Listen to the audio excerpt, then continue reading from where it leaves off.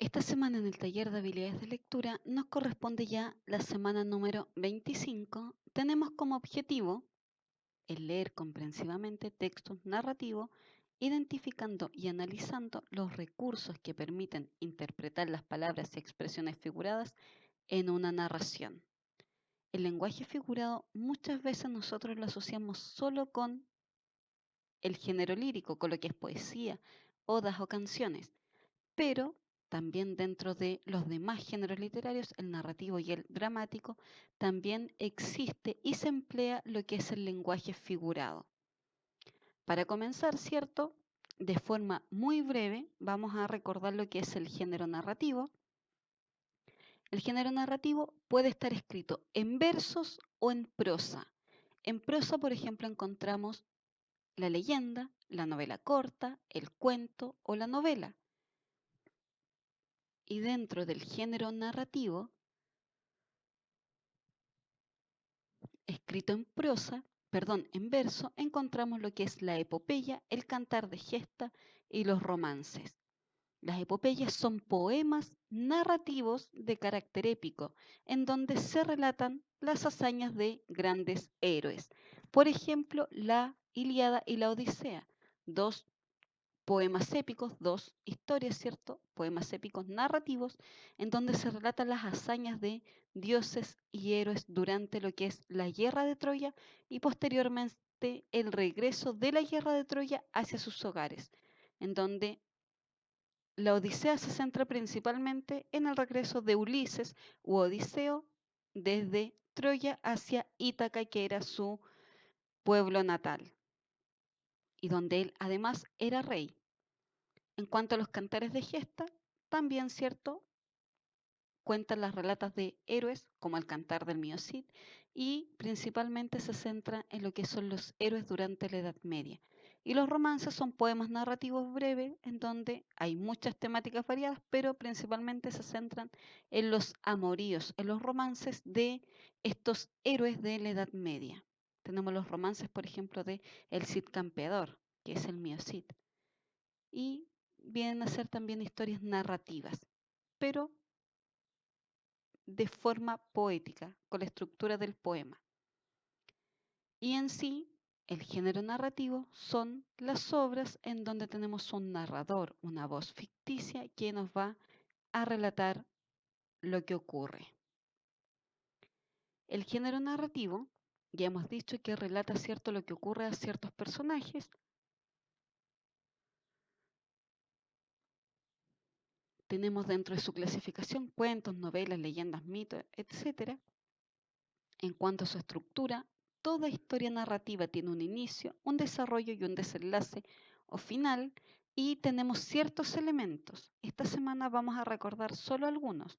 El narrador, que es esta voz ficticia que cuenta los acontecimientos, que cuenta, que relata la historia, y se puede dividir en dos en el fondo: si está fuera de la historia o dentro de la historia, es decir, si participa o no. Si está fuera de la historia, tiene un conocimiento parcial, cierto, o total, dependiendo del tipo de narrador. Si es omnisciente, va a tener un conocimiento total, y si es objetivo, solo un conocimiento parcial.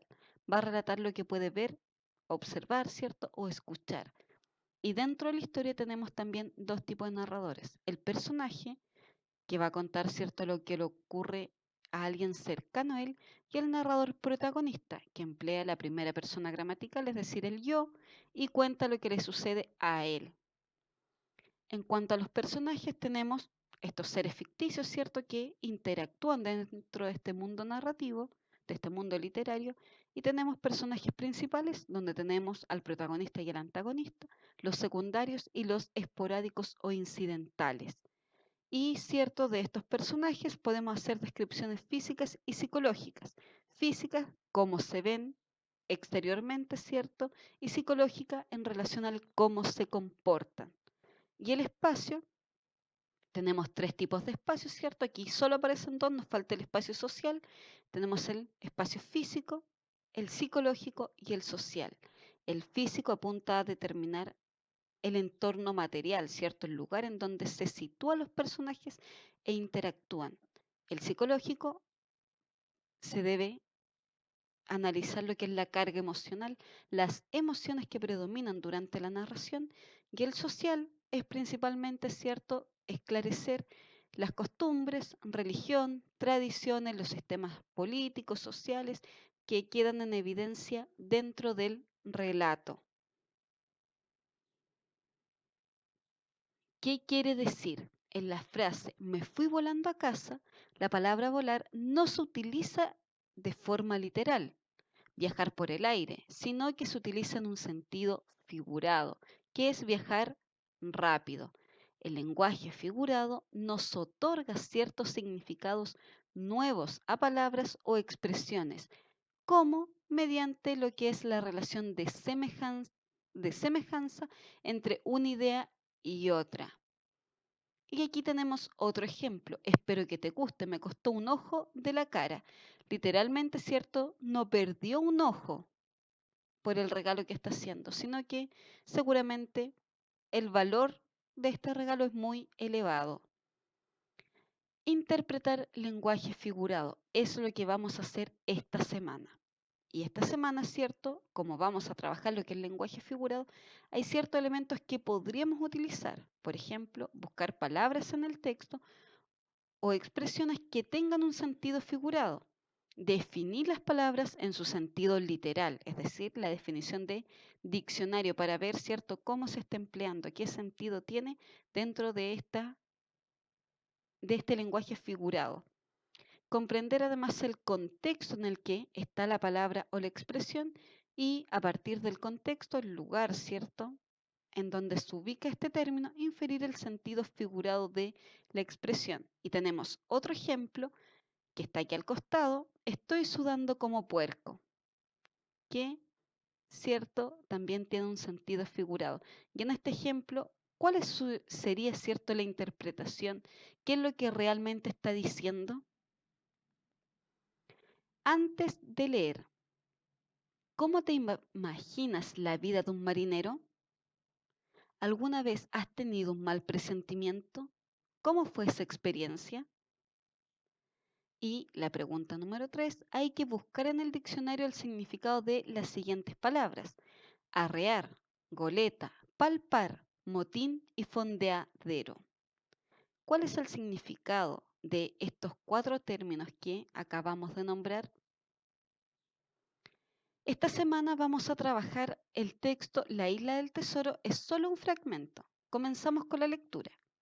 La mañana se nos presentó por completo dedicada a las más pesadas faenas, pues como no veíamos señal alguna de viento, fue necesario arriar los botes y remolcar remando la goleta durante 3 o 4 millas, hasta que doblamos el extremo de la isla y enfilamos al fondeadero que estaba detrás de la isla del esqueleto.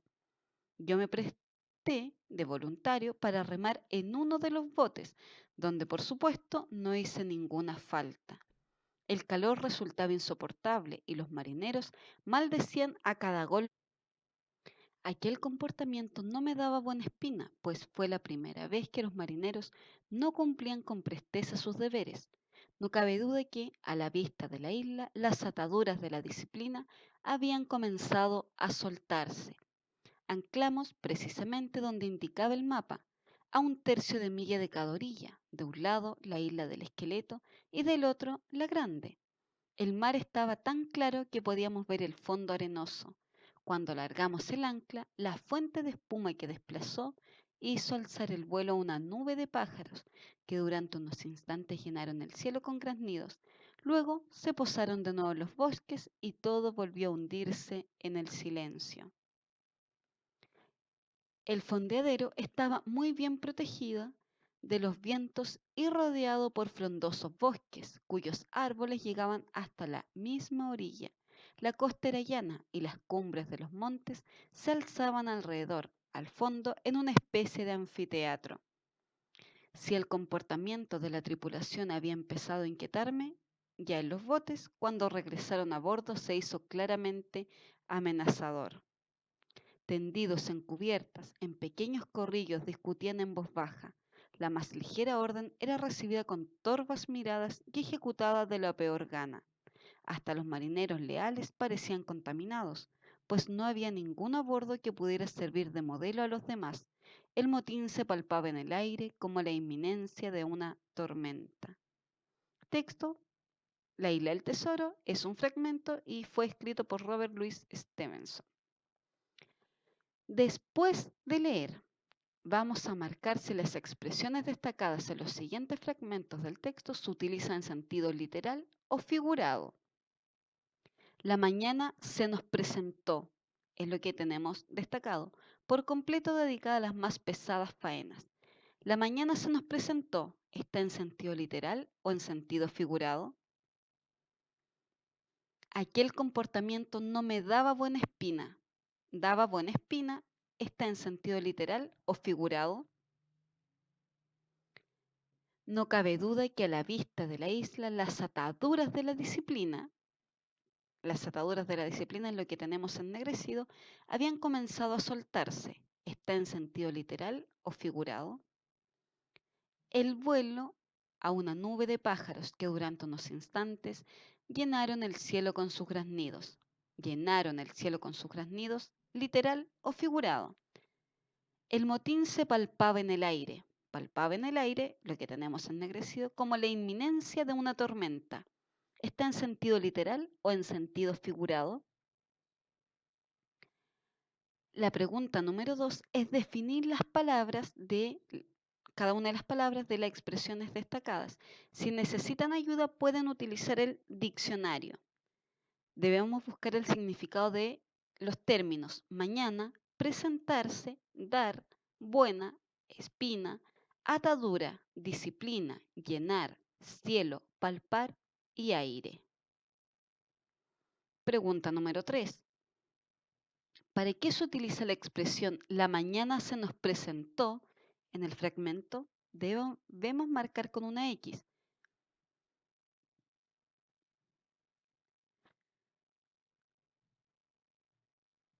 La respuesta correcta, la mañana se nos presentó, se utiliza para indicar una acción del narrador o para describir un ambiente. Pregunta número 4. ¿Para qué se utiliza la expresión no me daba buena espina en el fragmento? ¿Para describir un sentimiento del narrador o para describir la actitud de los marineros? 5. ¿Para qué se utiliza la expresión ataduras de la disciplina en el fragmento? ¿Para describir un sentimiento del narrador o para describir la actitud de los marineros? 6. ¿Para qué se utiliza la expresión llenaron el cielo en el fragmento? ¿Para describir un aspecto del ambiente de la isla o para expresar un sentimiento del narrador? Y finalmente, la última pregunta, ¿cierto? De estas, la pregunta número 7, ¿para qué se utiliza la expresión palpaba en el aire en el fragmento? ¿Para describir un aspecto del ambiente de la isla o para expresar un sentimiento del narrador? Nuestra actividad de cierre, que es la pregunta número 8, debemos escribir qué quiere decir cada expresión destacada en negrita.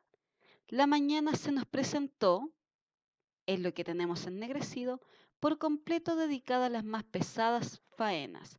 ¿Qué quiere decir la mañana se nos presentó? Aquel comportamiento no me daba buena espina. Tenemos cierto ennegrecido, daba buena espina. ¿Qué viene a significar? ¿Qué quiere decir? La C. No cabe duda que a la vista de las islas, las ataduras de la disciplina habían comenzado a soltarse. ¿Qué significan las ataduras de la disciplina? ¿Qué quiere decir?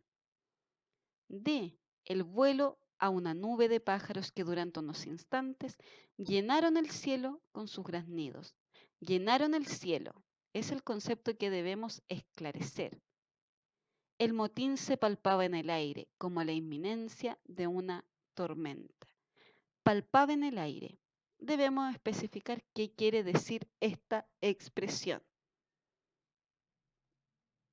No hay más diapositivas.